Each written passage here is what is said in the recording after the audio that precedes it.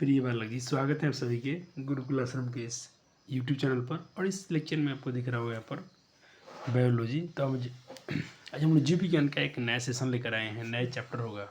आपको कितने चैप्टर पढ़ा दिए गए हैं आपको मालूम है? कितने? आपने 3 चैप्टर पढ़ा था और अच्छे से चैप्टर था जिसका वेटेज ज़्यादा था, जिसमें अपना पहला लाइफ प्रोसेस, रिप्रोडक्शन, उसके बाद हमने पढ़ा था कंट्रोल एंड कोऑर्डिनेशन। ये सारे चैप्टर के अच्छे थे, बड़े मार्क्स वाले थे। ये हेरिडिटी एंड इवोल्यूशन जो चैप्टर है आपका आज का शुरू जो हम करेंगे चैप्टर, ये चैप्टर को भी बच्चे ये हल्का मत लीजिएगा। इसमें देखो, या तो बच्चे इसको रटते हैं या तो उनको रटना पड़ता है।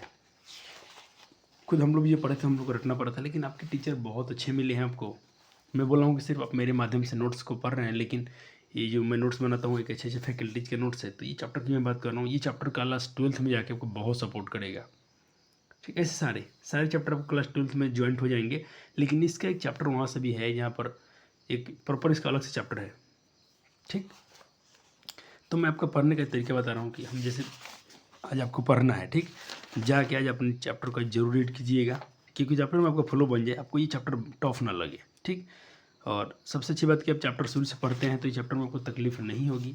तो आज हम आनुवंशिकता एवं विकास की बात करेंगे, जैव विकास, जिस चैप्टर को इंग्लिश में हम बोलते हैं हेरिडिटी एंड इवोल्यूशन। ठीक, तो शुरू करते हैं चैप्टर आज का। तो चैप्टर शुरू करने से पहले कुछ हम छोटी कलाई जो अपने पिछले चैप्टर में बातें पढ़ी थी उसको आपको बहुत अच्छे से आना चाहिए, जिसमें हम लोग पढ़े थे कि क्रोमोसोम के बारे में, डीएनए के बारे में, उसके बाद हमारे जो male gametes, female gametes, haploid diploid, जो बातें हम पढ़े थे सब आपको आने चाहिए। नहीं आए तो फिर कोई टेंशन नहीं, आपको रिवीजन करा देते हैं हम।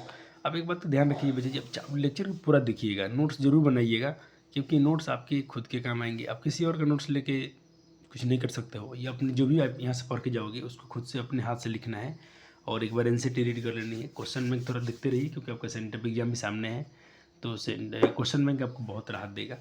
चलो हम बात करते हैं यहाँ पर चैप्टर के। ये चैप्टर क्या अपना चैप्टर है अपना आनुवंशिकता एवं जैव विकास। ठीक, जिसको हम इंग्लिश में बोलेंगे हेरिडिटी एंड इवोल्यूशन। एवोल्यूशन क्या है बच्चे जी? एवोल्यूशन का देन है क्या हम लोग के सब कुछ इतना कुछ दिख रहा है।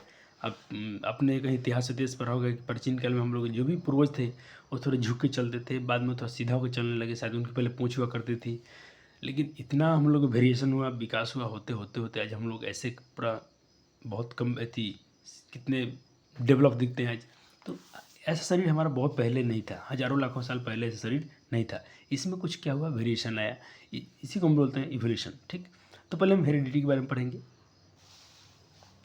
तो देखो यहाँ पर क्या चीज़ें हैं, ये कहाँ रहा, मेरे पेन लेकर नहीं आया रे भैया। तो आपसे एक बात पूछे पहले हम, चलिए शुरू करने से पहले एक बात पूछ लेता हूँ। चलो, आपके माता पिता से आपको क्या मिला है, या मुझे अपने माता पिता से, हमको अपने पेरेंट्स से हमें क्या मिला है? क्या मिला है? धन संपत्ति, जायदाद, हिस्सा, क्या मिला? तो आप ये कहना चाहोगे तो ये अच्छा बात नहीं है। आपको हम लोग बताएं कि अपने माता पिता से वास्तव में हमारे शरीर में क्या मिला है, जिनने हमको बनाया है, जिनके शरीर, जिनके डीएनए से हम लोग बने हैं, तो क्या मिला है? तो देखें बच्चा जी, चलिए थोड़ा चैप्टर भी तेज में करना है, क्योंकि आपके समय बहुत कम है, आपके पास बोर्ड एग्जाम है। बिल्कुल डरिए मत बच्चा जी। आप डर रहे होंगे कि सर कैसे होगा। देखें, अब मैं प्लान ऐसा किया हूँ कि आपका संस्कृत खत्म होने जा रहा है, एक चैप्टर बचा हुआ है, मतलब किताब की बात कर रहा हूँ। अब हिंदी का भी खंड चालू कर दूंगा। साइंस और ये हिंदी, साइंस में तीनों, फिजिक्स केमिस्ट्री बायोलॉजी तीनों चलेगा। अब इसको मैं जल्दी चाहता हूँ ख़त्म कर दूँ, और नवंबर तक बच्चे हम इसको कवर कर लेते हैं ठीक से। तो जो बचेगा समय अपना दिसंबर, जनवरी, दिसंबर में 1 महीने में बच्चे मैथ आपका बहुत बेहतर है, क्योंकि सिर्फ मैथ ही पढ़ना होगा हमको। ठीक, मैं ऑनलाइन की बात कर रहा हूँ, ऑफलाइन में मैथ चल रहा है। मैं ऑनलाइन में छात्र से बोलता हूँ, क्योंकि आपसे प्रॉमिस किया गया था कि पूरे सब्जेक्ट पढ़ाए जाएंगे, और मैं ऑनलाइन के छात्र से नंबर चाहता हूँ। ऑफलाइन तो हम लोग कर ही लेंगे, पिछले साल भी किए थे, इस साल भी करेंगे। मैं चाहता हूँ कि मेरी जो ऑनलाइन यूट्यूब में जो मैं पढ़ रहा हूँ, यूट्यूब से हमसे जो बच्चे जुड़े हुए हैं उनका कुछ बुरा ना हो। तो अब थोड़ा सा हमसे विश्वास कीजिए, जितना आपको मैथ में पढ़ाया हूँ उसको रिवीजन कीजिए। आपका सेंटअप एग्जाम है, आपके अच्छे मार्क्स आ जाएंगे। ठीक, और उसके बाद साइंस में तो आप बिल्कुल तहलका मचा दीजिएगा। जितने चैप्टर पढ़े हो यहाँ से भी क्वेश्चन बहुत सारे बनेंगे। हाँ, पूरा पूछेगा, क्योंकि सेंटअप एग्जाम है तो सभी चैप्टर से क्वेश्चन रहेंगे। तो जो चैप्टर हमें उसकी कोई बात नहीं है, लेकिन मैं कोशिश करता हूँ जल्दी से जल्दी कुछ चैप्टर को थोड़ा डील कर लिया जाए। आपका मेटल नॉन मेटल हो गया, जल्दी से उसको लेक्चर देखिए, स्पीड में नोट्स बना लीजिए फटाफट से। चलो, तो माता पिता से हमें क्या मिलता है? तो तो बच्चे हमको कैरेक्टर मिलता है। क्या मिलता है? मतलब पेरेंट्स है, ये मेरे माता पिता है। और देखो संतान, हम लोग क्या है, संतान है या वंशज हैं या उनके क्या है, पीढ़ी है। तो एक माता पिता से उसकी पीढ़ी को या उसके संतान को या उसके वंशज को क्या मिलता है? तो मिलता है बच्चा जी लक्षण, कैरेक्टर। क्या मिलता है? कैरेक्टर। क्या मिला? लक्षण मिला। कैरेक्टर कैसे देखते हैं? कभी कभी अगर माँ का बाल घुरा घुरा घुरी पूरा कैसे होता है, घुरी घुरी वाला बाल है तो बच्चा के भी वैसे ही हो जाता है। अगर माँ का अगर आँख देखें माता पिता का भूरा है तो हो जाता है। कान अगर देखना, किसी कान ऐसे, मैं कान की बात कर रहा हूँ, कान दो तरह के होते हैं। देखना किसी कान ये फ्री होता है, यहाँ से हटा हुआ होता है। अपना चेक करो तो सब लोग, जितने क्लास देख रहे हो वीडियो, सब लोग अपने अपने कान को ऐसे करके देखो। यहाँ से किसी को या तो हटा होगा, फ्री होगा, या किसी का इसमें ज्वाइंट होता है पूरा। करके देखें तो जैसे मेरा क्या है, खुद मेरा मेरा बच्चे फ्री है, मेरा सटा हुआ नहीं है। अब मैं आपको कैसे दिखाऊं? इसमें ढुक के दिखाऊं तो कैमरा तो ऐसे लगा दिया हूँ तो इसमें ढुक के नहीं दिखा सकता हूँ, लेकिन ऐसे बता रहा हूँ। चलो हो गया। यानी हमको उनका कैरेक्टर मिलता है, लक्षण मिलता है। क्या मिलता है? लक्षण। तो एक माता पिता से बच्चे को विरासत में क्या मिला है? विरासत में क्या मिला है? तो हम बोलेंगे बच्चे जी मिला हमको लक्षण मिला, कैरेक्टर मिला। अब ये कैरेक्टर में क्या है? तो इसमें है बच्चे बहुत सारे, एक सेकेंड में थोड़ा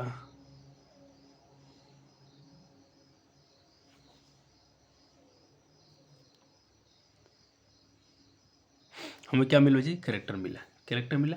और कैरेक्टर में क्या है बच्चे जी? कैरेक्टर में है डीएनए। कैरेक्टर में क्या? डीएनए। और सर डीएनए क्या आ गया फिर से? वही बच्चे जी डीऑक्सीराइबो न्यूक्लिक एसिड, ठीक है। अब ये डीएनए में क्या है बच्चे जी? बहुत सारे इन्फॉर्मेशन होते हैं, हम जानते थे। इतना हो गया, इतना पे नोट किया। सर आप तो औरों से अच्छे पढ़ाते हो, बाकी लोग तो सर आते हैं आंसर क्वेश्चन। हाँ, यही इसीलिए बच्चे आपको बायोलॉजी रटना पड़ता है।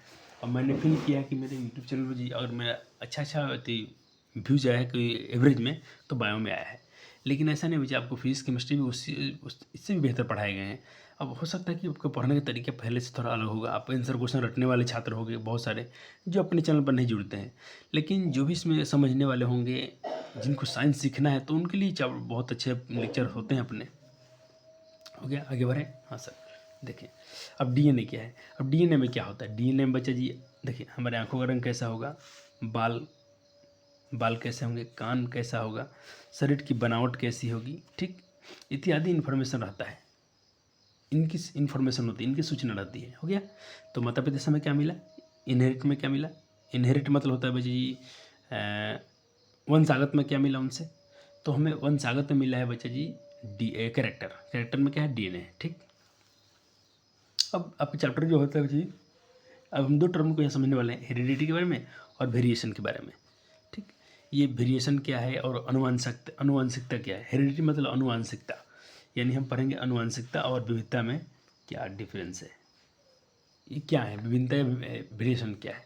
तो अनुवांशिकता देखिए बच्चे जी क्या है, कोई एक पीढ़ी से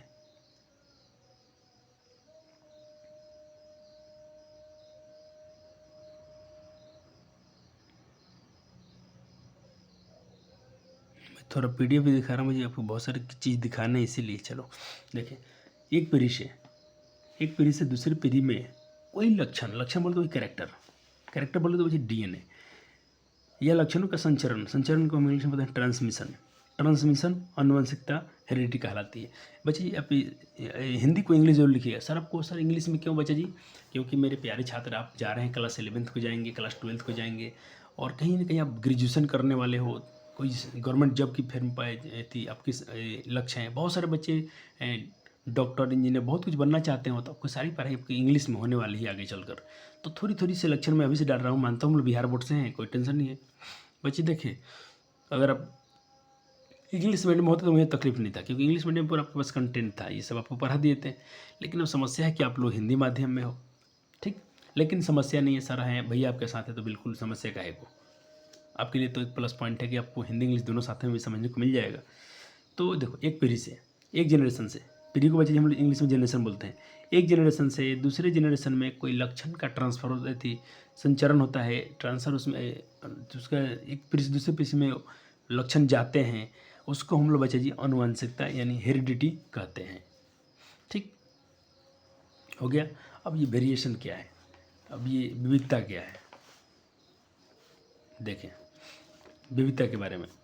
एक ही प्रजाति, इसे एक ही प्रजाति बोले तो मनुष्य हो गए, कि व्यष्टियों के लक्षणों व्यष्टियों के लक्षणों या लक्षणों में अंतर विविधता कहलाती है। अच्छा सर, ये व्यष्टियों के लक्षण समझ में नहीं आ रहा है। अब देखें, जैसे कि आप हैं, एक ही पीढ़ी, एक ही प्रजाति, आप भी मनुष्य, हम भी मनुष्य, आपके दोस्त भी मानव, हम सब मानव है, एक ही प्रजाति है, सब लोग एक ही स्पीसीज हैं। लेकिन चेक कीजिएगा, सब लोग के हम लोग का आँख नाक कान की बनावट एक जैसा है क्या? आँख का रंग ऐसा है क्या? हम लोग का त्वचा का रंग ऐसा है क्या? नहीं है ना, कुछ बदलाव है ना, कुछ वेरिएशन है कि नहीं है? इसी की वजह से हम लोग विविधता बोलते हैं। एक ही प्रजाति में लक्षण में अंतर हो गया। अब सर लक्षण वेरिएशन क्यों हो गए थे, इस पर हम बात करेंगे, चिंता मत कीजिए। ऐसा क्यों हो गया, सबके लक्षण अलग अलग? तो क्योंकि इसमें डीएनए खेल है, इसमें हम लोग के करेक्टर जो माता पिता से मिले, इसीलिए उनका लक्षण हमें दिखता है। हो गया ये वेरिएशन। तो आपको मुझे लगता है कि आनुवंशिकता वेरिएशन अभी कभी याद हो गए होंगे। एक पीढ़ी से दूसरी पीढ़ी में लक्षणों का जो संचरण होता है हेरिडिटी कहलाता है, यानी आनुवंशिकता कहलाता है। और एक ही प्रजाति की व्यष्टियों में लक्षणों का जो अंतर है, लक्षणों में जो अंतर पाए जाते हैं, वो क्या है, वेरिएशन कहलाती है। ओके बच्चा जी? हाँ सर। अब आइए मैं आपको थोड़ा क्लास 10th की पहले जो शुरू कोई चैप्टर थे उसको मैं थोड़ा रिवाइज करा दूँ, ताकि चैप्टर में का फ्लो फिर से आ जाए। आपने कहीं ना कहीं ये वाला सिंबल देखा था, जिसको हम लोग, इस वाले सिंबल को हम लोग बोल रहे थे एक्सेल, ये फीमेल गैमेट्स था, ठीक। एक्सेल या ओवम इसको बोलते थे, अंडाशु नहीं अंडाणु, हम इसको क्या बोल रहे थे, अंडाणु, ठीक। ओवम सही है, OVUM, ओवम। एक और आपने साइन देखा था, ये टोपी वाला, टोपी बोले तो मानव, मेल, ये मेल स्पर्म था, स्पर्म सेल था, यानी शुक्राणु कोशिका थी ये, शुक्राणु कोशिका। चलो, तो आपके पास था एक सेल, ये दोनों कभी कभी आपस में मिल रहे थे, ये दोनों का हो रहा था कभी कभी संलयन, दोनों कर रहे थे फ्यूज़। तो इस प्रक्रिया को हम बोलते थे फर्टिलाइजेशन। हाँ सर, निषेचन बोल रहे थे, इंग्लिश हिंदी दोनों लिख दिया हूँ। अब देखिए क्या था, ये मान लीजिए कि मेल गैमेट है तो उसके भी एक सेल होगा, स्पर्म सेल में उसकी सेल होगी, सेल के पास क्या होगा, न्यूक्लियस होगा। न्यूक्लियस से मान लीजिए कि ब्लू ब्लू कलर से मैं कुछ डीएनए दिखाया हूँ, इसके अंदर भी डीएनए होगा। हाँ सर। और ये मान लीजिए फीमेल मेल गैमेट है तो इसके पास भी सेल होगा, इसमें न्यूक्लियस होगा, न्यूक्लियस में ग्रीन कलर से इसका डीएनए दिखाया हूँ। दोनों का डीएनए अलग है, माँ का अलग, पिताजी का अलग। लेकिन दोनों ने क्या किया, आप समझे, फ्यूज किया है और एक सेल बनाया था, एक सेल बनाया जिसको हम लोग जाइगोट बोलते थे। आया याद बच्चा जी? आया याद? इसको हम लोग जाइगोट बोलते थे। अब जाइगोट में क्या हुआ, माँ का भी डीएनए और पापा का भी डीएनए आ गया, आया कि नहीं आया? तो ये दोनों का लक्षण आ गए, यही तो हेरिडिटी है, ये दोनों के लक्षण इसमें आ गए बच्चा जी, जाइगोट यूगमनज, ठीक। अब जाइगोट में क्या देखा गया कि इसमें माँ का भी डीएनए था और पिता का भी डीएनए शामिल था, क्योंकि दोनों से हमको मिले हैं, ठीक। आगे बात समझ में, आगे बात समझ में, इसीलिए बोलता है कि बच्चा जी हेरिडिटी में क्या होता है कि हमारे जो लोग हमको इनहेरिट में क्या मिला है, हमको वंशागत में क्या मिला है, हमको वंशागत में माता पिता से डीएनए मिला है, क्या मिला है, डीएनए, ठीक। इसीलिए उनके लक्षण हमें दिखते हैं, हम उनके जैसे थोड़ा झलकते हैं, बिल्कुल। कभी कभी बच्चे तो पहचान में आते हैं कि उनकी बहन है, भाई, बिल्कुल एक जैसे हम झलकते हैं कभी कभी, या माता पिता पे जाते हैं, क्योंकि उनका डीएनए हमारे में आया है। ओके, चलो। अब देखिए, जन्म के दौरान विभिन्नता का संचयन कैसे होता है?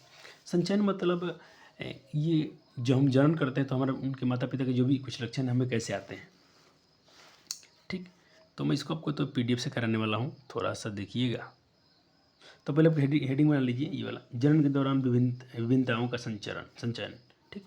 Accumulation of variation during reproduction, ठीक। यहाँ PDF लिखा हूँ तो थोड़ा डायग्राम, वजह समय कम होता है तो बिल्कुल नहीं बनाया हूँ, तो समय आपके लिए प्यारा सा डायग्राम लेके आया हूँ, समझ में आ जाएगा। आपको पूरा PDF समझा देंगे, लेकिन नोट्स में आपको डायग्राम बनाना है। मैथ में फार्मूला, बायो में डायग्राम, और फिजिक्स में आपका यूनिट सब सूत्र का इस्तेमाल होता है। फिजिक्स में आपके यूनिट लगते हैं, उसके सूत्र आने चाहिए। केमिस्ट्री में आपके रिएक्शन अच्छे होने चाहिए, उसकी बैलेंसिंग ठीक से होनी चाहिए। हर विषय का अपना अपना एक वेटेज होता है बच्चा जी। चलो देखें, आपका इसके हिंदी लिखवा दिया हूँ। एक्यूमुलेशन मतलब कोई चीज़ जिसको हम कोई चीज़ बाहर से सीखते हैं, इसका हिंदी बता दूँ, इसका हिंदी होता है कि कोई हम चीज़ बाहर सीखते हैं। और वेरिएशन तो है, विविधता आप समझते ही है कि आती है, लक्षणों में जो बदलाव आते हैं। देखिए, ये मान लीजिए कोई जनरेशन में थे, माता पिता थे, ठीक। ये कोई पिता थे, इनके 2 संतान हुए, जनरेशन पीरियड में, इनके 2 संतान हुए। देखिए माता कुछ पिता अलग ऐसे दिखते थे माता पिता, इनके जो बच्चे हुए थे इनका तो यहाँ पर कुछ लाल था तो यहाँ पर कुछ चेंज आया, वेरिएशन आया, विविधता आई। बच्चे दूसरे बच्चे में क्या है, नीचे में ये जो तो ब्लू कलर था ये ग्रीन हो गया, तो ये सेकंड पीढ़ी में आया। अब इनके बच्चे, इनके 2 बच्चे हुए जनरेशन 3 में, तो इनके बच्चे में क्या हुआ, यहाँ पर जो था ब्लू तो यहाँ पर वाइट हो गया, थोड़ा सा बदलाव आ गया। इनका दूसरा बच्चा है तो उसमें क्या होगा, इसका लाल था ये वाला लाल हो गया, खुद इन्हीं के बच्चे थे, इन बदलाव आ गया। ऐसा क्यों होता है बच्चे, ये सब होता है डीएनए ट्रांसफ़र जब होते हैं तो उसमें कुछ कुछ जब डीएनए कॉपी होती है, अपने पढ़ा था कि हर डीएनए अपना कॉपी करता है, तो जब डीएनए कॉपी करता है उसका प्रतिलिपि बनता है तो कभी कभी उसमें कुछ थोड़ा सा जीरोक्स करने में थोड़ा सा गड़बड़ी आ जाती है, तो ये सब वेरिएशन आ जाती है। इसीलिए तो हम लोग अच्छे हैं बच्चे कि हम लोग क्लोन जैसे नहीं दिखते हैं, खुद हूबहू माता पिता से नहीं दिखते हैं। लेकिन वही अमीबा के देखें, बाकी सिंगल सेल वाले कोशिका के जीव को देखें, वो लोग खुद अपने माता पिता से समान दिखते हैं। हमारे में थोड़ा सा वेरिएशन है क्योंकि हम लोग मल्टी सेलुलर ऑर्गेनिज्म है, हम लोग बहुकोशिकीय जीव हैं। ठीक, इसमें देखें ये रहा ग्रीन, तो इनके बच्चे भी हुए, दोनों में ग्रीन तो था, लेकिन इनका पूरा होल पार्ट में परिवर्तन आ गया इनके बच्चे में।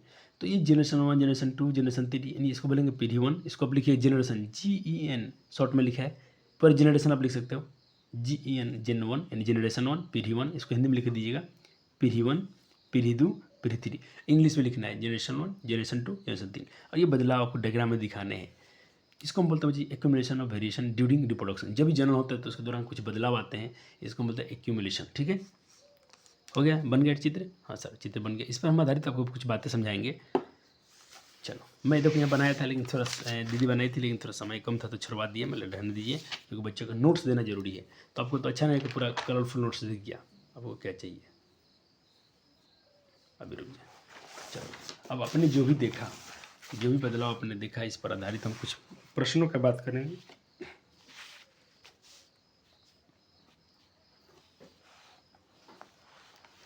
सब बच्चे लिखने के चक्कर में नहीं जाएंगे, पहले आप चीज़ को पढ़ेंगे समझेंगे। नोट देखिए, भले ही देखिए आपके 3-4 पीढ़ी दिखाया गया था,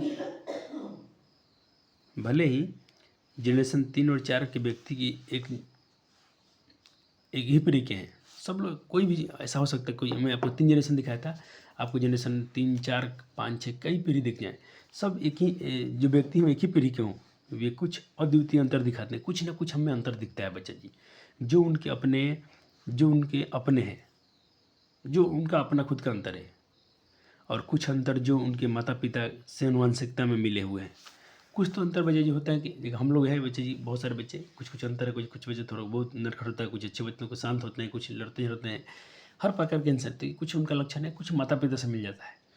जैसे कुछ लक्षण की बात करता हूँ, कोई बच्चा ड्राइविंग गाड़ी चलाना जानता है, कोई साइकिल चलाना जानता है, कोई साइकिल चलाना नहीं जानता है, ये सब अपने अपने लक्षण हो सकते हैं, कुछ माता पिता से मिले होते हैं। ठीक है, माता पिता से आनुवंशिकता मिलते हैं, हेरिडिटी में मिला हुआ है। ठीक, नोट हो गया। चलो, अब आपसे मैं जो भी अपने PDF बनाया था इस पर आधारित कुछ प्रश्नों की बात करते हैं हम लोग। आनुवंशिकता के रूप में एक पीढ़ी से दूसरी पीढ़ी में जो विशेषताओं का सर विशेषता बोले तो इसको हम बोलते हैं ट्रेट्स, कुछ कैरेक्टर्स, ट्रेट्स, कुछ हमें ट्रेट्स आए, कुछ लक्षण आए, हम इस हस्तांतरण मतलब उनमें से हमको बच्चे मिला है, उसमें से हमको क्या हुआ है बच्चे जी, हमें ट्रांसफ़र हुआ है।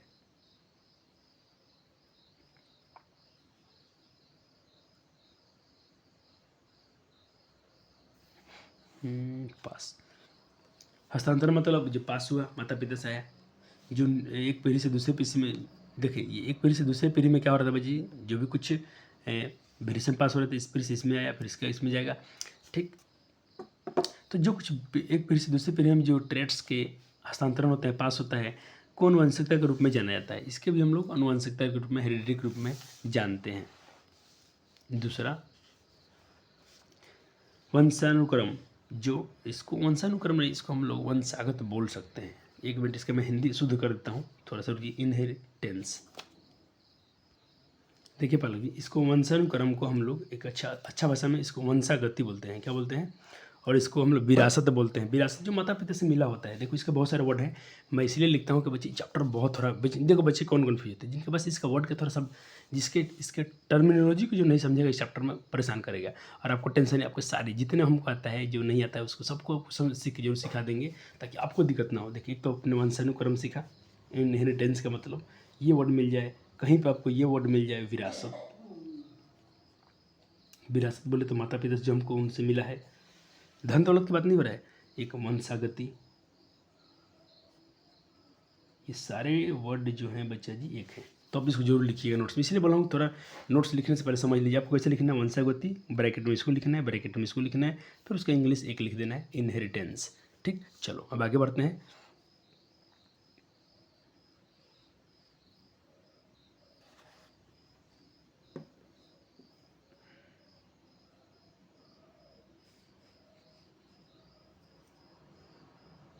देखें, हो गया इनहेरिटेंस। जिन वंशागति जो विरासत में, वह कहते हैं इनहेरिटेंस। वंशागति क्या है? वह प्रक्रिया, देखो हेरिडिटी नहीं, हेरिडिटी हो गया। वंशागति कहते हैं कि वह प्रक्रिया है जिसके द्वारा लक्षण जो होते हैं, कैरेक्टर जो होते हैं, माता पिता से संतान में पास होते हैं। पास मतलब जाते हैं, पास किए जाते हैं। यह आनुवंशिकता की अवधारणा वंशानुक्रम पर आधारित है, यानी इनहेरिटेंस पर आधारित है। वंशानुक्रम बोले तो बच्चे वंशागति पर आधारित है। इसको भी और जान सकते हैं, वंशागति पर आधारित है। हो गया, चलो अब वेरिएशन तो आप अभी पढ़ के आए थे, फिर भी इसको एक बार दोबारा देख लेते हैं। वेरिएशन क्या है? तो वे परिवर्तन जिनके कारण एक ही माता पिता के दो संतानों आपस में एक दूसरे से थोड़ा भिन्न होते हैं। बिल्कुल आप भाई बहन देखिए, क्या आप लोग बिल्कुल एक जैसा है क्या? नहीं, थोड़ा सा जरूर आप में वेरिएशन है, तो इसको हम बोलते थे थोड़ा थोड़ा जरूर अंतर है आप में, तो इसी को वेरिएशन बोला जाता है। ठीक, यही विविधता है। और अनुवांशिकी क्या है, जेनेटिक क्या है, ये अच्छा टॉपिक आपको चला। वंशागति में जेनेटिक का होना बहुत इंपॉर्टेंट है। चलो वंशागति अनुवांशिकी क्या है, जेनेटिक क्या है? तो अनुवांशिकी वह शाखा है जो वंशानुक्रम जो वंशागति से संबंधित है, साथ ही साथ संतान यानी जो वंशज है, जो पीढ़ी के लक्षणों की विविधता और उसकी जो भी लक्षण है उसकी विविधताओं से संबंधित है। ये जो है, पहले तो ये क्या है बच्चे, ये इनहेरिटेंस से संबंधित है। उसके बाद संतान के वंशज जो पीढ़ी के जो लक्षण में जो विविधता होगी उससे भी क्या है संबंधित है, अनुवांशिकी, जिसको हम जेनेटिक बोलते हैं। जेनेटिक्स हो गया। ये चार अपने टॉपिक को समझा? हाँ सर, ठीक है। और रिकॉर्ड आपको पीडीएफ दिखा रहा हूँ, यहाँ से आपको बनाना नहीं है, खाली समझने के लिए दिखा रहा हूँ। देखें डीएनए में क्या क्या होती है बच्ची, आपके ब्लड ग्रुप कैसा होना चाहिए, ABCD, आपने सुना है AB ग्रुप, O ग्रुप, ये सब इन्फॉर्मेशन का होता है डीएनए में होता है। आप आँख देखते हैं किसी का आँख ऐसा होता है, किसी का ऐसा, किसी का ब्लैक, किसी कान सटे पूरा सटा हुआ, किसी का ये फ्री होता है आँख ऐसे वैसे। ये सारी इन्फॉर्मेशन कहाँ थे? तो बच्चे ये सारे इन्फॉर्मेशन हमारे डीएनए में होता है। डीएनए कहाँ है? माता पिता से डीएनए में हमको मिलता है। ठीक, जब भी जन्म होता है किसी बच्चे का तो पहले उसमें जो भी डीएनए कॉपी होती है उसमें। ठीक, अब हम जो विविधता आती है इसका महत्व समझते हैं। जो वेरिएशन आया है इसका क्या वैल्यू है, इसका महत्व क्या है, विविधताओं का महत्व क्या है। ठीक, ओके, चलो तो देखो विविधता कहते हैं व्यक्तियों में विविधताओं के लाभ हैं, बहुत सारे लाभ हैं। कहते हैं कि पहले तो यह व्यक्तियों में अनुकूलन बोले तो एडेप्शन लाता है। अनुकूलन मतलब मान लो कि जो भी पहले हम लोग कोई जीव है जो ठंडी में नहीं जी पाता है, लेकिन उसमें वेरिएशन आ गया तो वो कभी ठंडा मौसम को भी झेल पाता है, गर्मी को भी झेल पाता है। तो ये सब वेरिएशन से आते हैं, डीएनए में बदलाव से आता है, नहीं तो वो जीव कभी टेम्परेचर को झेल नहीं पाता। दूसरा, यह प्रजाति जो होते हैं, यह प्रजाति यानी स्पेसीज के अस्तित्व को बनाए रखने में मदद करता है। मैं बोला ना कि आपको मैं शायद आपको लाइफ प्रोसेस में या मैं दिखाया था, रिप्रोडक्शन में दिखाया था कि एक जीव था जो उसके पैर बैठा था तो उसका कलर पैर जैसा था, फिर उसका वेरिएशन से उसका रंग काला हो गया। तो काला हो गया तो उसके कौवा उसके पक्षी देख रहे थे, उसको खा जा रहे थे। तो जो वेरिएशन से लाभ भी होता है, हानि भी होता है। लाभ क्या है कि अपने अस्तित्व को बनाए रखता है, कोई जाति जीवित है उसके वेरिएशन के कारण। ठीक, क्योंकि हम सारे मौसम को झेल पाते हैं, नहीं तो अगर उसमें डीएनए बदलाव नहीं होता तो जीव जो ठंडी नहीं झेल पाएगा वो कभी ठंडी में नहीं जी पाता। लेकिन वेरिएशन होते होते आज ठंडी में भी जी पाते हैं, गर्मी को भी झेल पाते हैं सब जीव। यह इवोल्यूशन यानी जैव विकास पर आधारित है, यह जैव विकास का एक आधार है। तो ये विविधताओं के क्या थे, लाभ थे। चलो अब लक्षण के प्रकार। अब देखिए लक्षण के दो प्रकार हैं, एक होता है कि एक्वायरेटेड ट्रेट्स और एक होता है इनहेरिटेड ट्रेट्स। एक्वायरेटेड ट्रेट्स देखो अब थोड़ा इसका अंतर मैं इस अगले पेज में लिखवाऊंगा तो पेज कम है, आप ये आपको पहले लिख लें कि लक्षण के दो प्रकार होते हैं। ठीक, बीच में लाइन कटी है, हम इसके बारे में अलग लिखेंगे। एक होता है देखो अधिग्रहित, एक होता है अधिग्रहित लक्षण या दैहिक लक्षण, और दूसरा होता है वंशानुक्रम में मिले यानी युग्मक विविधताएं। ठीक, तो जेनेटिक वेरिएशन हो, एक मिनट तो इसके मैं वर्ड मिला लूँ।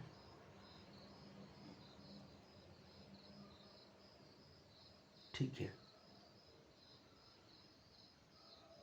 चलो तो इन दोनों का अंतर हम समझने जा रहे हैं। एक तो भाई हम लोग जो सीखते हैं बाहर से लक्षण, एक लक्षण जो माता पिता से साथ में मिला होता है, ठीक है। तो आपको पूरा पेज लाइन में ही लिखना है। मेरा पेज यहाँ खत्म हो चुका था तो अगले पेज में इसका आंसर किया हूँ, ठीक है। आपको समझ में आ जाएगा, एक बार में समझ में आएगा। खाली एक बार ध्यान सुनना है और आराम से पढ़ते हुए धीरे धीरे प्यार से मन मन में ही पढ़ के इसको नोट्स कर लेने हैं। एक बार जाके एनसीईआरटी जरूर एडिट कीजिएगा। आज जब जाके एनसीईआरटी पढ़ोगे ना, आप बहुत सारे बात आपको क्लियर हो जाएंगी। लेकिन अब थोड़ा आगे भी पढ़ के आओ, थोड़ा आगे चैप्टर को आगे पढ़ के आओ। पहला लक्षण, पहला में दोनों में दिखा रहे अंतर। ये जो हम ग्रहण किए हैं, तो ये लक्षण न तो वंशानुक्रम या न विरासत में मिला है, न वंशागति से मिला है, और न अगली पीढ़ी को प्रेषित होगा। जैसे अब मेरा देखिए बच्चे, जैसे मैं हूँ, मेरा बेटा है, तो जो मेरे लक्षण है मेरे बेटे में नहीं जाएगा।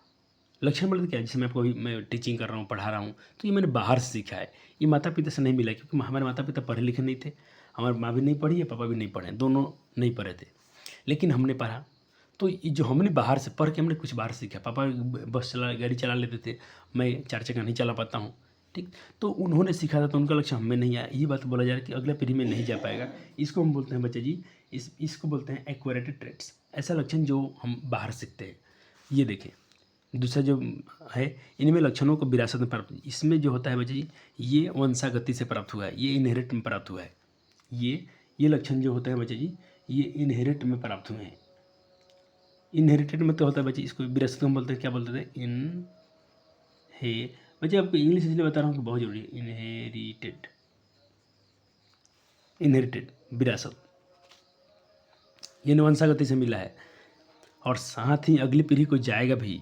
अब देखो अगला पीढ़ी क्या जाएगा, जैसे हमारे में डीएनए में जो कुछ क्वालिटी है, मेरे पापा से मिला है, माँ से मिला है, अब हमारा डीएनए की जो भी कुछ खासियत है मेरे बेटे में क्या होगा, उसका भी उसके अगले पीढ़ी में जाएगा। तो ये जाता है, तो इसको हम बोलते हैं क्या, इनहेरिटेड ट्रेट्स, ऐसा लक्षण जो वंशागत से मिला है, ये जो बाहर सीखा जाता है।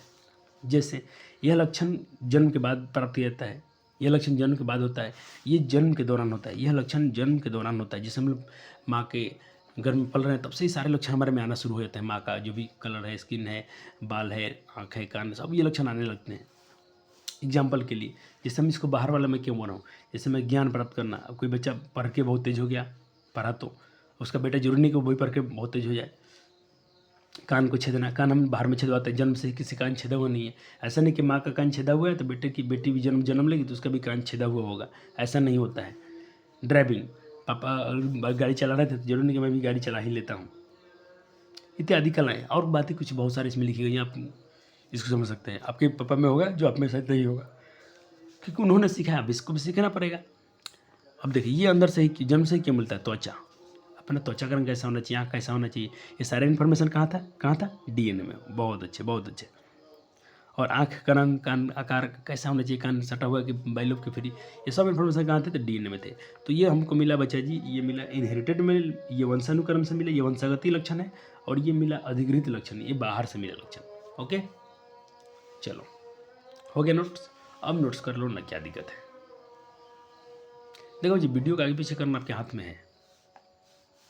चलो अब मैं आपको ले चलता हूँ एक बहुत शानदार टर्मिनोलॉजी में, जिसको हम बोलते हैं जेनेटिक टर्मिनोलॉजी। अगर इसको आज के आज लिखकर 1-2 दिन में इसको अपने फेमिलियर नहीं किया, ये आपको समझ में नहीं आया, इसको याद नहीं रखोगे, तो मैं वादा करता हूँ कि चैप्टर आपको समझ में नहीं आएगा और बाकी लोग की तरह रोएंगे। लेकिन आप लोग नहीं, आप लोग मेरे साथ में हो जाओगे, क्योंकि आप लोग बहुत दिन से हमारे साथ पढ़ रहे हो, आपको टेंशन नहीं आएगा। मैं उनको बोलता हूँ जो ज़रूरतें हैं इस चैप्टर को लेके। ये चैप्टर बच्चे आसान नहीं है, ये चैप्टर आसान नहीं है, या कि पसीना छुड़ा दे अच्छे छूगा, क्योंकि चला क्लास 12th में जाके चैप्टर आपको डायरेक्ट रिलेट करेगा। तो जाहिर सी बात है, कोई चीज़ अगर आपको क्लास 12th में पढ़ना है, उसको आपको 10वीं में दे देना है, तो थोड़ा 1-2 दिन तो तकलीफ आएगा, लेकिन हमारे प्यारे बच्चे को नहीं आएगा। तो चैप्टर पर नहीं चल रहा है, एनसीईआरटी के अध्ययन नवचल हम शुरू किए हैं, तो कुछ टर्म्स हैं जो आपको एकदम कंठस्थ करने पड़ेंगे, इनको आपको याद करना पड़ेगा, इनको आपको याद के साथ साथ इनको समझ के भी फील आनी चाहिए। जैसे हम बात करते हैं डीएनए के बारे में। डीएनए क्या है सर जी? तो डीएनए क्या है, डीएनए के आपको इसका पूरा नाम पता है, डीएनए क्या है? अच्छा बच्चे जी, मैं इन्फॉर्मेशन बोला तो एक और देखिए, बाहर से मैं लक्षण क्यों बोल रहा हूँ, इसको थोड़ा चित्र देखिएगा ध्यान से। देखिए, माँ का बाल ऐसा था, झुरे घुमा घुमा, बेटी का भी ऐसा, बेटा का भी हो गया। तो ये क्या है, ये अंदर से मिला है, ये बाहर से नहीं सीखा गया है, ये इनहेरिटेड, ये वंशागति में मिला है। तो डीएनए, डीऑक्सीराइबोन्यूक्लिक, ये तो आप बहुत दिन से जानते हैं, इसको अपन बहुत खोल के हम पढ़ाए थे आपको क्लास वहाँ पे पहले चैप्टर में। क्रोमोजोम, गुणसूत्र आप जानते हैं, इसको हम क्रोमोजोम पढ़ते हैं। जीन को जीन कहते हैं।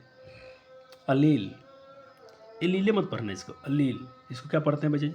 इसको हम पढ़ते हैं अलील। यहाँ लिख दूँ, यहाँ लिख दूँ, यहाँ लिख दूँ,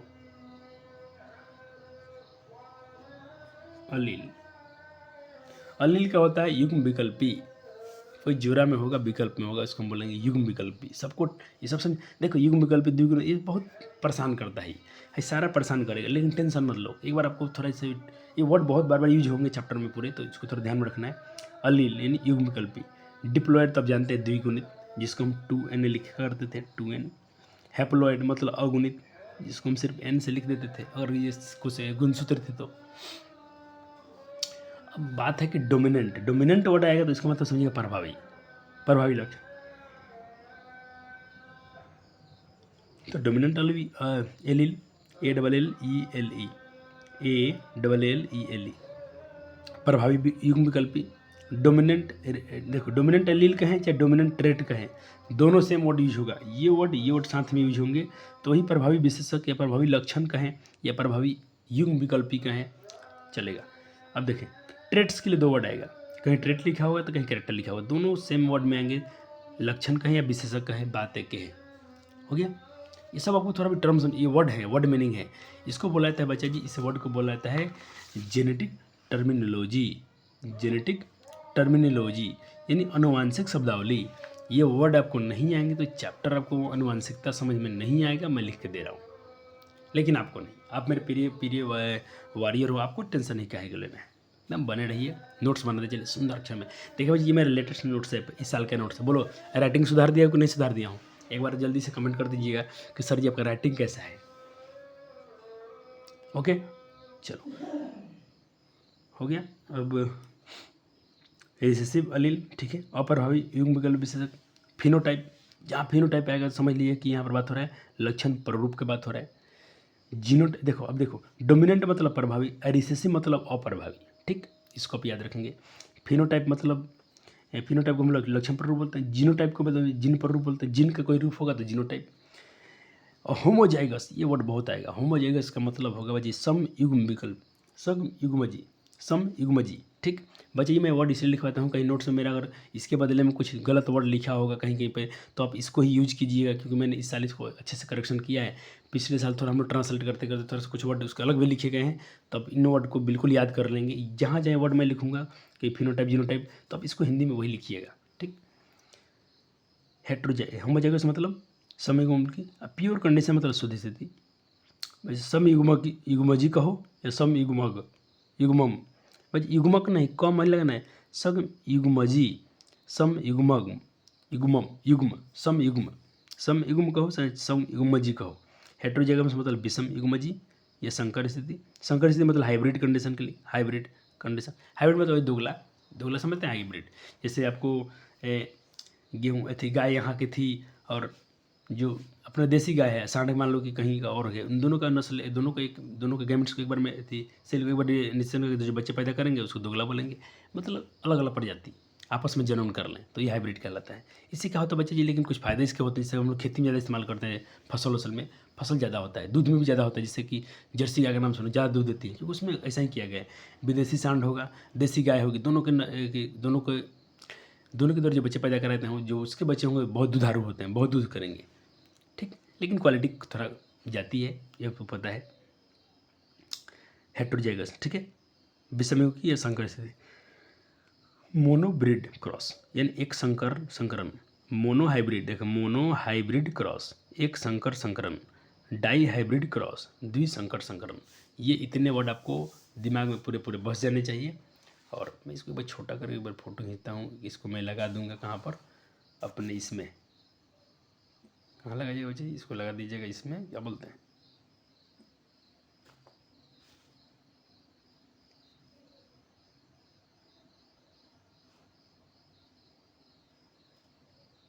इससे छोटा होगा कि नहीं, इससे छोटा तो नहीं होगा,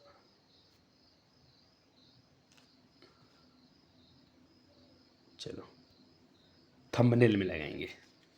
हो गया, इतने वर्ड बच्चे मेरे याद कर लेंगे। ऐसे मैं नोट्स बनाऊंगा तो इन सब बच्चों को मैं ध्यान रखूंगा, इन सब वर्ड को मैं इस्तेमाल करूंगा। तो पिछले साल के नोट्स है तो बिल्कुल इसको रिवाइज करके मिल रहा है, तो आपको खुश हो जाना चाहिए कि आपको तो बस बल्ले बल्ले आपको तो अच्छे स्कोर करके ही आना है। चलो तो देखो बच्चे, पिछले साल भी वर्ड लिखवाए गए थे, लेकिन इसको मैंने इस साल अच्छा करके लिखवा दिया, और अच्छा करके। ठीक, तो कभी ऐसा मत बोलो सर बिल्कुल आप आराम कर रहे हैं, नहीं, बिल्कुल आपके लिए अच्छा काम हो रहा है, कंटेंट आपको अच्छे प्रोवाइड किए जा रहे हैं।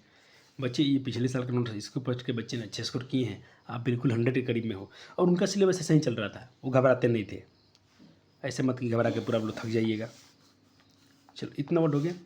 तो अब देखें, अब डीएनए की बात कर रहे थे कब से डीएनए डीएनए डीएनए डीएनए में क्या इन्फॉर्मेशन है, डीएनए में क्या है इन्फॉर्मेशन है।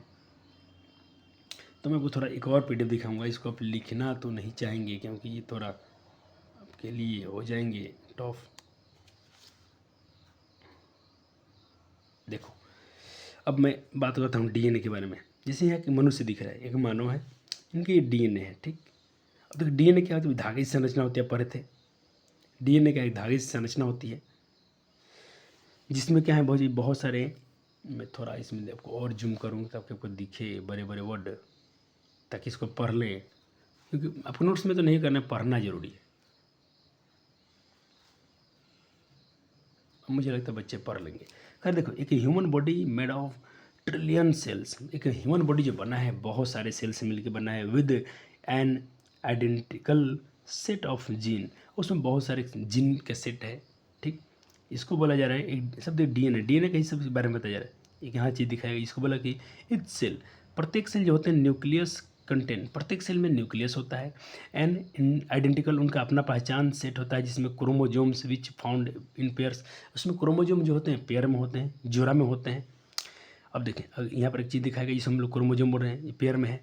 इच पेयर्स, प्रत्येक जोड़े में, क्रोमोजोम यानी गुणसूत्र में, contains are one chromosome inherited from each parents, इसमें जो जो एक एक जो प्रत्येक क्रोमोजोम है, एक गुणसूत्र, पहला गुणसूत्र, ये दोनों गुणसूत्र अपने अपने माता, एक माँ से मिला होगा तो एक पापा से मिला होगा। ठीक, क्या मैं हिंदी समझा रहा हूँ इसका इंग्लिश का, क्या आप समझ पा रहे हैं? कोई बच्चा चाहे तो इन वर्ड को, कलाकार होगा तो नोट्स में बना सकता है। मैंने थोड़ा तो इस समय बचाया है, अगर मेरे पास कोई बच्चा टैलेंटेड होगा तो इसको थोड़ा बना के इन सब चीज़ों को थोड़ी सी बातें इंग्लिश में लिख देना नोट्स में। हाँ चलो इंग्लिश में लिखना है, मैं बोल दिया ना इंग्लिश में लिखना है तो लिखना है। ठीक, आपको जैसा दिख रहा है वैसे, आदमी का चित्र मत बनाइएगा, सिर्फ एक थोड़ा सा ये डीएनए बना के जिन दिखा दीजिएगा, क्रोमोजोम दिखा दीजिएगा, जिन के पेयर दिखा दीजिएगा, ये सब कर दोगे ना, इंग्लिश में लिख लोगे ना, ऐसे तीर मार के। आपकी हिंदी तो हम समझा ही रहे हैं। चलो अब देखिए इसका मतलब समझे, जिन के बारे में अपने बात, जिन जिन क्या है जिन। अब देखिए जिन क्या है, ये तो आपने पढ़ा कि क्रोमोजोम है, कहते इच क्रोमोजोम, प्रत्येक क्रोमोजोम में कंटेन वन लॉन्ग डीएनए, हर प्रत्येक डीएनए में एक लंबा लंबा, यहाँ से यहाँ तक, यहाँ से यहाँ तक, ये जो खंड खंड दिख रहा है उसको जीन बोला जा रहा है। लॉन्ग डीएनए मोलिक्यूल्स, एक लंबा लंबा मोलिक्यूल होते हैं डीएनए का। जीन्स आर सेगमेंट, जो छोटे छोटे खंड में बटे होते हैं, एक एथी जो खंड में बटे होते हैं, ये एक खंड हो गया, ये दूसरा खंड, तीसरा खंड, इस खंड को ऑफ डीएनए, जो डीएनए में, और an on chromosome that contain, जो क्रोमोजोम में जो डीएनए के छोटे छोटे खंड होते हैं उसको हम बोलते हैं जीन। अब इसमें क्या होता है, contain instruction for building protein, और ये जो बने हैं बिल्डिंग्स एथी प्रोटीन से बने होते हैं, जो जीन बने होते हैं, छोटे छोटे खंड होते हैं, जो भी खंड होते हैं, ये खंड दिख रहा है, ये खंड दिख रहा है, सब जीन है, और ये बने होते हैं प्रोटीन से। आप इसको लिख लोगे? हाँ सर लिख लेंगे, जरूरी है, हिंदी तो समझिएगा ना, तुम लोग माहिर खिलाड़ी हो। अब क्या सर, अब क्या, ये तो डीएनए दिख रहा है, बहुत बड़ी धागे थी। अब इसी डीएनए में कहीं कहीं बची सब है, इसमें क्रोमोजोम है, सब जितने, देखो यहाँ पर इसको देखो, इसी को जूम करके यहाँ बताया गया है। इतना हो गया प्यारे बालक जी का, इतना हो गया ना जी? हाँ हो गया। चलो अब देखें, यहाँ पर एक बात सिखा रहे हैं हमको, थोड़ा सा छोटा करें हम। कभी कभी बच्चे यही से छोटा बार करने में कभी हम भूल जाते थे, वीडियो थोड़ा गलत बन जाता था। अब थोड़ा हंस रहे थे पिछले बच्चे की, कैसे सर जी वीडियो चालू छोड़ देते हैं, कभी हो जाता है, थोड़ा नए नए हैं, ये सब करने की हैबिट नहीं, बोर्ड पढ़ने का था, पहली बार ऑनलाइन आए हैं बोर्ड से, तो थोड़ा तो होता है तकलीफ। चलो अब कोई जीव है, मानव जीव, कहते हैं कि मानव शरीर में अरबों खरबों कोशिकाएं से बना होता है, जिसमें से प्रत्येक में एक जीन के समान समुच्चय होता है, सेट होता है। हो ठीक है। चलो बच्चे ये थोड़ा डायग्राम आपको बनाना था, डायग्राम में तो उसमें कुछ लिखा, इंग्लिश लिखा है, वो जरूर लिखना है।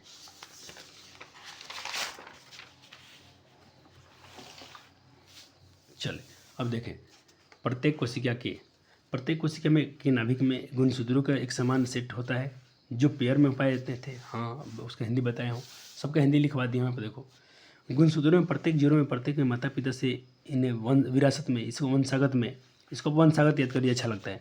वंशागत में मिला एक गुणसूत्र होता है, ठीक है, एक माँ से एक पिता से। सबका हिंदी यहाँ करवा दिया हूँ तो, लेकिन आपको लिखना था वो। ये जो गुणसूत्र थे इसको बोलते हैं एक माता से एक पिता से मिला होगा, ठीक। अब चले प्रत्येक क्रोमोजोम, प्रत्येक गुणसूत्र में एक लंबा डीएनए का अणु होता है। एक लंबा अणु का लंबा दिख रहा था ना, जो जिन गुणसूत्रों पर डीएनए खंड में होते हैं, जो डीएनए गुणसूत्र पर होते हैं, जो क्रोमोजोम पर होते हैं, और डीएनए खंड में होते हैं, जिनमें प्रोटीन के निर्माण की सूचना होती है, जो प्रोटीन के बनाने की खबर रखता है, ठीक सर। हाँ सर, देखो मैं कोशिश किया हूँ उसको अलग से लिखने का, देखो यहाँ सब समझाया गया है। अब देखें, आपको ऐसा दिखाया था हमें खंड खंड, इसको हम जीन बोल रहे थे। आप जीन्स मत पहन लेना, जीन है ये, जो ये क्रोमोजोम के डीएनए पर है, ठीक। अब देखें, ओहो, इसको बनाया गया है, बच्चे बनाए हैं उसको, नहीं आगे वाला होगा, आगे वाला ही, चलो। अब देखें मैंने क्या बोला, एक गुणसूत्र को एक्स जैसे दिखाते, एक्स जैसा ऐसे दिखाते थे ना, दिखाते थे एक्स जैसा, लेकिन ये देखो डीएनए कितने लंबे थे, ऐसे ऐसे गए थे, धागे से गए थे ना। अब देखिए इनमें एक क्रोमोजोम है, एक यहाँ गुणसूत्र है, एक यहाँ गुणसूत्र है, और कैसे एक गुणसूत्र क्रोमोजोम किसे कहते हैं, तो condense and coil from DNA, DNA के संघनित रूप को, देखो डीएनए है, सब क्या है डीएनए, ये सब क्या है, धागे संरचना का है, सब डीएनए है। इसी को बच्चे थोड़ा हम क्वाइलिंग कर देते थे, आपको दिखाया था ना पहले चैप्टर में, थोड़ा फिर से समझा दूँ, बच्चे भूल से गए होंगे। मान लीजिए ये वायर जो है, धागा है, ये डीएनए है। अब इसी डीएनए को बच्चे जी हम ऐसे कर देंगे, कुछ रूप दे देंगे, एक्स जैसे ये बन जाएगा। मैं इसको मोटा मोटा एक्स बना देता हूँ, ये रूप ले लिया ना, इक्वल रूप ले लिया ना, इसको हम डीएनए बोलेंगे। तो डीएनए का एक धागे से संरचना है, उसने अगर कुंडलित आकार ले लेगा तो उसको हम क्रोमोजोम बोलते हैं, गुणसूत्र बोलते हैं, ठीक। चलो अब देखें, कुंडलित आकार है, डीएनए हो गया, ठीक, ये क्रोमोजोम हो गया, गुणसूत्र हो गया। अब देखें दूसरा चीज़, अभी मान लीजिए गुणसूत्र है, तो इसमें क्या क्या होता है, मान लीजिए यहाँ पर कोई यहाँ पर इसमें इस जिन में आपने पढ़ा था ना, इसमें बहुत सारे खंड होते हैं। इस खंड में मान लीजिए इन्फॉर्मेशन है, आकार कैसा होगा, इसमें मान लीजिए ब्लड टाइप कैसा होगा, ABCD कैसे होगा, इस यहाँ पर मान लीजिए खबर है कि बाल का रंग कैसा होगा, यहाँ पर मान लीजिए खबर ग्रोथ, कि आप क्या ग्रोथ कैसे होंगे, आप कितने लंबे होंगे। और ये दोनों एक माता से पिता से हैं, दोनों में सब इन्फॉर्मेशन होती है, ठीक। दिखा दिया, बन गया नोट्स, मज़ा आ रहा है सर। हाँ हाँ भाई, बायोलॉजी पर मज़ा आता है, थोड़ा बहुत सारे डायग्राम बनाने पड़ते हैं, अच्छा लगता है, सुंदर लगता है, थोड़ा कोई कलर भी इस्तेमाल होता है, आपकी क्या बोलते हैं, हमको थोड़ा सा ये क्या बोलते हैं, बच्चे को थोड़ा सा इंटरेस्ट, क्या बोलते हैं, मनोरंजन हो जाता है आपका, ठीक। चलो, हमारे डीएनए के एक न्यूक्लियस में 20,000 जीन होते हैं। ओहो, क्या आपने डीएनए देखा था ना, डीएनए, आपके डीएनए के न्यूक्लियस में, नाभिक में 20,000 जीन होते हैं। समझो कि हमारे कितने डीएनए हैं, कितने सेल्स हैं, ठीक। अब बच्चे यहाँ पर डिप्लॉयड सेल और हैप्लॉयड सेल के बारे में थोड़ा सा अंदर समझ लें, बिल्कुल आपको समझा के आया हूँ, फिर बताता हूँ। देखो, गुणसूत्रों का जोड़ा जो होता है बच्चे पेयर सेट में होते हैं, एक मान लीजिए ये है, एक दूसरा है, इसको हम बच्चे डिप्लॉयड बोलते हैं, क्योंकि इसमें दो, एक माँ वाला पिता, दोनों गुणसूत्र जुड़े में है, ये है तो दोनों है, लाल वाला है तो लाल वाला, काला है तो काला वाला, यानी एक माता से पिता से, माता से पिता से, तो इसको बोलते हैं मुझे डिप्लॉयड सेल्स, द्विगुणित गुणसूत्र। ये क्या है, डिप्लॉयड सेल्स है, यानी द्विगुणित कोशिका है, और हैप्लॉयड है, सिंगल, ये माँ से पिता से, बस। तो ये तो आप बहुत पहले से पढ़ते आ रहे हो, फिर भी एक बार इसमें रिकॉल करना जरूरी था कि चैप्टर को समझ में आ जाए। हो गया, चले अब देखें, अब एक बात आपको यहाँ से क्वेश्चन बन जाता है बच्चा जी, जो ह्यूमन कहते हैं, मानव जो होते हैं, मानव ह्यूमन, जो हम लोग मनुष्य, हम लोग इसको मानव बोलेंगे, जो ह्यूमन होता है वो डिप्लॉयड सेल होते हैं, इनमें हमारे सेल कहते हैं डिप्लॉयड सेल होते हैं, ठीक। और ये होते हैं जोड़े में, कितने होते हैं, 23 जोड़े में गुणसूत्र होता है, यानी कुल 46 होता है। तो मानव में द्विगुणित कोशिका होती है, मानव के शरीर में जितने सेल होते हैं क्या होते हैं, डिप्लॉयड होते हैं। लेकिन एक अपवाद भी है जो नीचे लिखवा दिया हूँ। अब देखें, जोड़ा में क्यों बोलता हूँ, मान लीजिए 23 जोड़ा है, सब ये 23 जोड़ा है, इसका ये जोड़ा हो गया, इसका ये जोड़ा हो गया, और एक माता से पिता से, एक माँ से पापा से मिला है, सब पेयर में होते हैं सब। अब मान लीजिए एक पेयर को हम थोड़ा एनालाइज करते हैं, यहाँ एनालाइज, तो एक जो ये वाला है, मान लीजिए कि ये माँ का से मिला है डीएनए में गुणसूत्र, और ये पिता वाला है, ठीक, सब। लेकिन सब में अलग अलग इन्फॉर्मेशन है, किसी में आँख का रंग, बाल का रंग, सब में, और उसका हम लोग एक नतीजा है, सारे कैरेक्टर आते हैं माता पिता से हमें, जो हेरिडिटी हम कहते हैं उसको। अब देखें, सभी कोशिकाएं डिप्लॉयड होते हैं। मानव शरीर की सभी कोशिकाएं क्या होती हैं? डिप्लॉयड होती हैं, 2n होती है, मतलब डिप्लॉयड होती है। लेकिन एक एक्सेप्शन है, अपवाद है, हमारा जो जर्म सेल है, ये गैमिट्स हैं, युग्मक हैं, ये हमेशा हैप्लॉयड होते हैं। ये एग्जाम में पूछ लेगा कि मानव शरीर में सारी कोशिकाओं को छोड़कर बाकी जो भी पूछ लेगा, जर्म सेल या गैमिट्स जो होंगे, जर्म सेल मतलब क्या? जनन कोशिका, इसको हम ये बोलते थे एग सेल, ओवम या शुक्राणु, अंडाणु, ये क्या है? तो ये जो गैमिट्स होते थे हमारे क्या होते हैं? हैप्लॉयड होते हैं। बाकी सब कुछ डिप्लॉयड होता है। चलो देखो, अंडाणु कोशिका एक सेल 23 होता है, शुक्राणु कोशिका भी 23 होता है, इसीलिए दोनों हैप्लॉयड होता है। ये भी हैप्लॉयड, ये भी हैप्लॉयड। यहाँ से ऑब्जेक्टिव दूंगा आपको बनाने के लिए, तो गलती मत करना, ठीक। चलो अब आगे आपका चैप्टर खत्म, आपका आज का लेक्चर खत्म हो गया। सर बहुत ही सब परेशान हो गए थे। पहला लेक्चर मुझे छोटा करना चाहिए मुझे, ये इंट्रोडक्शन था। आपने बहुत कुछ जाना, आपको टेंशन मत लेना सर आपने तो मिनरल के बारे में कुछ नहीं पढ़ाया, आपने क्रॉसिंग नहीं सिखाया, आपने तो मोटर के बारे में कुछ नहीं बताया, बौना पौधा, छोटा पौधा नहीं बताया, बाकी टीचर एक दिन नहीं बता देते हैं। हाँ बच्चे ये पता है, लेकिन देखना आपको। अच्छा, चैप्टर खत्म होने से मतलब कि आपको चैप्टर समझ में आने से मतलब है। देखना, मैं बोलता हूँ चैप्टर आपको एकदम मस्त मज़ा आ जाएगा। इस चैप्टर में आपको फील ऐसा दिलाऊंगा कि आप कहिएगा। थोड़ा सा ये है कि मैं ऐसे नोट्स में ही पढ़ाऊंगा आपको, तो मैं आपको मेरा फेस नहीं देख पाओगे, लेकिन मैं ये बोलता हूँ थोड़ा ईमानदारी से पढ़िएगा ना, आप आपके चैप्टर खूब सारे क्रॉसिंग आप खुद बनाना सीख लोगे। क्लास 12th में जाके एकदम गर्दा उड़ा देना। चलो कुछ सवाल कर लेते हैं। कहते हैं निम्नलिखित में कौन सा जैव अणु जो बायोमोलिक्यूल्स हैं जो एक पीढ़ी से दूसरी पीढ़ी में इन्फॉर्मेशन पहुंचाता है? जल्दी बताएं, जल्दी बताएं। ये खुद से करना है आपको। ये मैं आपको देता हूँ DPP, इसको यहीं से लिखता हूँ, ये खुद से करना है आपको। ये आपका होमवर्क मिल रहा है इससे, ठीक है। होमवर्क 1, चलो कर लीजिएगा, हो जाएगा। अंडाणु कोशिका और शुक्राणु कोशिका को छोड़कर, देखो पहले ही बोल दिया है, एक सेल और स्पर्म सेल को छोड़कर, एक सेल स्पर्म सेल को छोड़कर मानव शरीर के सभी सेल्स क्या होते हैं? जल्दी कीजिएगा। 2, तीसरा, मानव शरीर की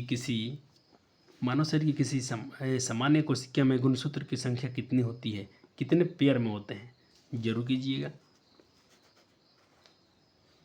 जेनेटिक्स शब्द का प्रयोग, अनुवांशिक शब्द का प्रयोग विलियम वेटसन ने किया था। जेनेटिक्स शब्द का प्रयोग, अनुवांशिक शब्द का प्रयोग विलियम वेटसन ने किया था।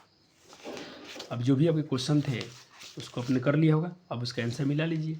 देखिए पहले का आंसर D होगा, जो पहला क्वेश्चन पर किया, दूसरे का आपने B किया होगा, और तीसरे का आंसर C होगा। तीसरे का ये C था। लेकिन जो अभी क्वेश्चन देने जाऊँगा इसको आप जरूर गूगल कीजिएगा, इसको थोड़ा सहारा लीजिएगा। मानता हूँ ये क्वेश्चन अभी आपको नहीं देना चाहिए था मुझे, फिर भी दे के जा रहा हूँ। हाँ चलो हो गया, इसको होमवर्क में करके रखिएगा, थोड़ा खोजिएगा, गूगल कर लीजिएगा, नया जमाना है। चलो अब देखिए बच्चे, यहाँ से मैं क्या करूँगा, यहाँ से लेक्चर नंबर 2 आएगा आपका अब, ठीक है।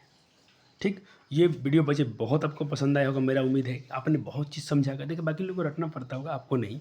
आप लोग अच्छे बच्चे हैं, इसको ध्यान से पढ़े हैं और नोट्स बना लीजिएगा। थोड़ा सा एक बार और देख लीजिएगा, चैप्टर नया है, पहला लेक्चर है, थोड़ा सा आपको अजीब सा लगा होगा आज कि हम क्या क्या बातें सर ने हमको कितने टर्मिनोलॉजी दे गए हैं, बोले इसको याद रखना है कि हैप्लॉइड क्या है, डोमिनेंट क्या है, रिसेसिव क्या है, जीनोटाइप क्या है, फिनोटाइप क्या है, सब वर्ड आपको याद रखने पड़ेंगे। बहुत यूज होगा चैप्टर में, धुआं उड़ा देंगे हम लोग, मज़ा आ जाएगा आपको। चलो ठीक है, मिलते अब लेक्चर आपको जल्दी जल्दी मिलेंगे। तो थोड़ा सा मैथ के लिए मैं क्षमा करता हूँ कि मैथ अभी मैं थोड़ा स्टॉप रखूँगा, अभी मैं साइंस पहले क्लियर करने वाला हूँ, फिर मैथ। ठीक, चलो ओके, थैंक यू। वीडियो कैसा लगा जरूर शेयर कीजिएगा और मित्रों से एक बार दिखाइए, जो भी आपके पढ़े लिखे छात्र हैं उनको भेजिए एक बार वीडियो को, बोलिए एक बार कृपया करके थोड़ा पूरा लेक्चर देख लें, इतना ही बोलिएगा बस।